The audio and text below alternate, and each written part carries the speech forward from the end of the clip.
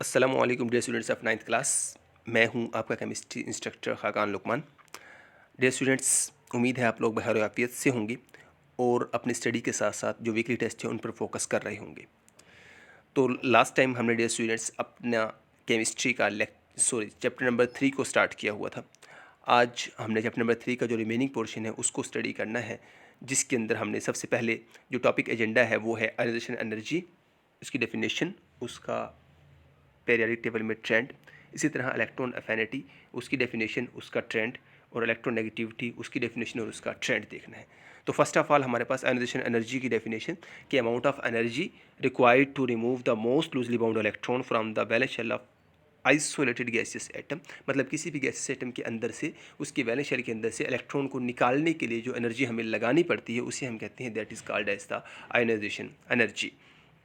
उसके बाद हमने इसका देखना है ट्रेंड।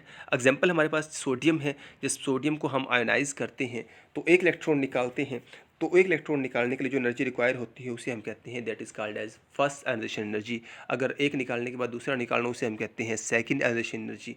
अगर दूसरा भी निकालने के बाद तीसरा निकालना उसे हम कहते हैं थर्ड आयोनाइजेशन एनर्जी। तो सोडियम की जो फर्स्ट आयोनाइजेशन एनर्जी है वो हमारे पास होती है 496 किलो जॉल पर मोल।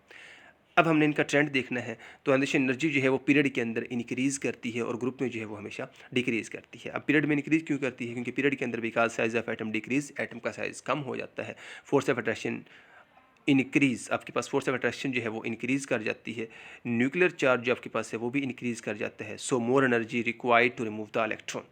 तो जब हमारे पास पीरियड के अंदर एटम का साइज़ कम होगा, फोर्स ऑफ अट्रैक्शन हमारे पास ज़्यादा होगी, तो उससे इलेक्ट्रॉन्स को निकालने के लिए हम एनर्जी भी उतनी ही ज़्यादा लगानी पड़ती है। तो इसीलिए हम कहते हैं कि आयोनाइजेशन एनर्जी जो है वो पीरियड के अंदर जो है वो हमेशा इंक्रीज़ करती है। जैसे सेकेंड पीरियड में हमारे पास आयोनाइजेशन एनर्जी की वैल्यू लिथियम से नियॉन तक, अब लिथियम की 520 है और नियॉन की जो हमारे पास है वो 2081 है, मतलब इंक्रीज़ करती जा रही है।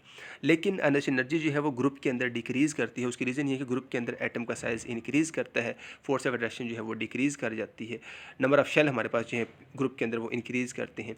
तो जब फोर्स ऑफ अट्रैक्शन डिक्रीज़ करेगी, एटम का साइज़ बढ़ जाएगा, तो हमें लेस एनर्जी इज़ रिक्वायर्ड, तो एनर्जी भी कम लगानी पड़ेगी, क्योंकि ऑलरेडी फोर्स ऑफ अट्रैक्शन कम है तो एनर्जी भी हमें कम लगानी पड़ती है।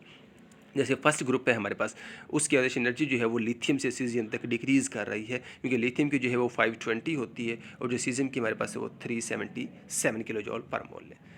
अगला टॉपिक हमारे पास वो है बेटा इलेक्ट्रॉन अफिनिटी। कि इलेक्ट्रॉन अफिनिटी होता क्या है? अफिनिटी कहते हैं एबिलिटी को, रिएक्टिविटी को, सलाहियत को कहते हैं।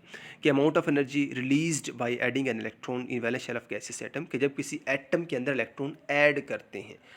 आयोनाइजेशन एनर्जी में हमने देखा था कि वहाँ इलेक्ट्रॉन निकाल रहे थे, इलेक्ट्रॉन निकालने की एनर्जी हमें लगानी पड़ती है, लेकिन जब इलेक्ट्रॉन ऐड करते हैं तो एनर्जी हमारे पास क्या खुद ब खुद रिलीज़ हो रही होती है। तो उस एनर्जी को हम नाम देते हैं that is called as electron affinity. जैसे फ्लोरीन है हमारे पास, जब फ्लोरीन के अंदर इलेक्ट्रॉन ऐड किया, फ्लोराइड आयन बन गया, तो उसकी जो एनर्जी हमारे पास होती है वो उसकी वैल्यू है -328 किलो जॉल पर मोल।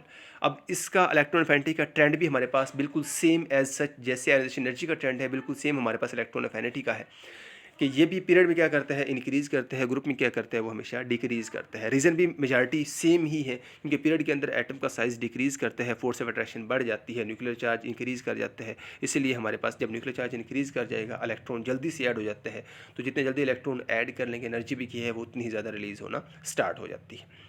लेकिन ग्रुप में हमारे पास क्या होता है? वही एज सच पहले वाले रीज़न हमारे पास, कि ग्रुप के अंदर एटम का साइज़ बढ़ जाता है, नंबर ऑफ शेल बढ़ते हैं, जिससे फोर्स ऑफ अट्रैक्शन हमारे पास क्या है वो डिक्रीज़ कर जाती है। जब फोर्स ऑफ अट्रैक्शन डिक्रीज़ कर जाएगी तो इलेक्ट्रॉन को ऐड करना क्या है वो मुश्किल हो जाता है। तो इसलिए जब इलेक्ट्रॉन ऐड नहीं होगा, अगर मुश्किल से ऐड हो रहा होगा, तो एनर्जी भी हमारे पास क्या है वो बहुत कम खारिज होती है। इसी इलेक्ट्रॉन अफिनिटी जो है वो पीरियड के अंदर इंक्रीज़ करती है और ग्रुप में क्या करती है वो हमेशा डिक्रीज़ करती है।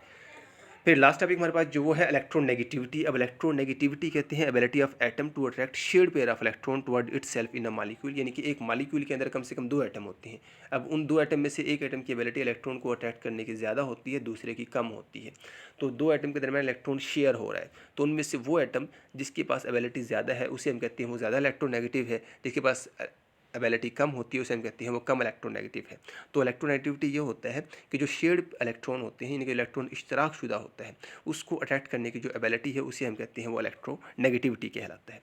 अब इलेक्ट्रोनेगेटिविटी का ट्रेंड भी बिल्कुल जैसे इलेक्ट्रॉन अफिनिटी है, आयोनाइजेशन एनर्जी है, इन तीनों का ट्रेंड इलेक्ट्रोनेगेटिविटी, इलेक्ट्रॉन अफिनिटी और आयनाइजेशन एनर्जी, तीनों का ट्रेंड हमारे पास सेम होता है। तीनों पीरियड में इंक्रीज़ करते हैं और तीनों ही जो ग्रुप में हमारे पास हैं वो डिक्रीज़ कर रहे हैं। और रीज़न भी तकरीबन 90% तीनों की सेम होती हैं, सिर्फ आखिरी पॉइंट के हमारे पास जो है वो डिफरेंस होते हैं। बाकी रीज़न वही है कि पीरियड के अंदर एटम का साइज़ कम होता है, ग्रुप में एटम का साइज़ बढ़ जाता है। पीरियड में फोर्स ऑफ अट्रैक्शन बढ़ जाती है, ग्रुप में फोर्स ऑफ अट्रैक्शन कम हो जाती है। पीरियड में न्यूक्लियर चार्ज बढ़ जाता है, ग्रुप में न्यूक्लियर चार्ज क्या हो जाता है, थोड़ा सा वो कम होना शुरू कर देता है।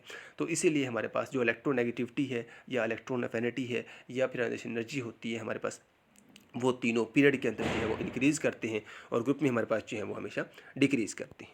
तो डियर स्टूडेंट्स, यही हमारा आज का लेक्चर था। उम्मीद है आप लोगों को समझ आ चुकी होगी। Thanks for watching. अल्लाह हाफिज़।